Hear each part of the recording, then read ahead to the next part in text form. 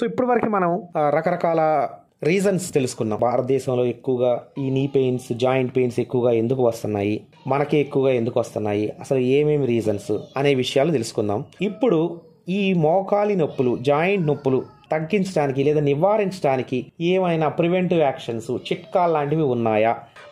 మీ కీళ్ళ నొప్పికి, కీళ్లపై ఎక్కువ ఒత్తిడి పడకుండా ఉండడానికి తగిన బరువుని మెయింటైన్ చేయండి. మీరు ఎంత బరువు ఉండాలో అంత బరువునే ఉంచండి. మీ కండరాలను బలోపేతం చేయడానికి, అంటే మీరు ఫ్లెక్సీగా ఉండడానికి క్రమం తప్పకుండా ఎక్సర్సైజ్, వ్యాయామం, నడక ఇలాంటివి చేయండి. మీరు శారీరక శ్రమ, అది బ్యాడ్మింటన్ అవ్వచ్చు, అది రన్నింగ్ అవ్వచ్చు, ఏదైనా ఎక్సర్సైజ్లు అవ్వచ్చు, జిమ్ అవ్వచ్చు. సో మీరు వామప్ ఎక్సర్సైజ్ తోటి మీరు శారీరక శ్రమని మొదలు పెట్టండి. మీకు బాగా సరిపోయే షూస్, చెప్పులు సౌకర్యవంతంగా ఉండేవి మాత్రమే ధరించండి. దానికి తగినంత కుషన్ ఉండేటట్లు చూసుకోండి.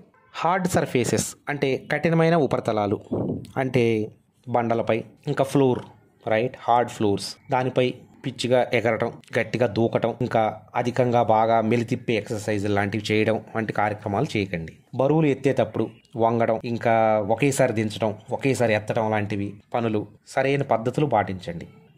మీ మోకాళ్ళు బాగా నొప్పిగా కానీ వాపుగా ఉన్నప్పుడు ఐస్ ప్యాక్ లాంటివి, వేడి నీటి కాపడం లాంటివి పెట్టుకోండి. ఇంకా అవసరాన్ని బట్టి తక్కువ మోతాదులో పెయిన్ కిల్లర్స్ని వాడండి. అంతేగాని మీరు మెడికల్ షాప్కి వెళ్ళేసి ఆ హై డోసేజ్ ఉన్నవి, గుడ్డిగా హై డోసేజ్ ఉన్న పెయిన్ కిల్లర్స్ని కంటిన్యూగా వాడకండి. ఇది చాలా ప్రమాదం. మీకు ఇంకా ఎక్కువగా నొప్పిగా అనిపిస్తున్నప్పుడు, మీ యొక్క డైలీ పనులకి అది ఆటంకం కలిగిస్తుంది అన్నప్పుడు దయచేసి డాక్టర్ని సంప్రదించండి.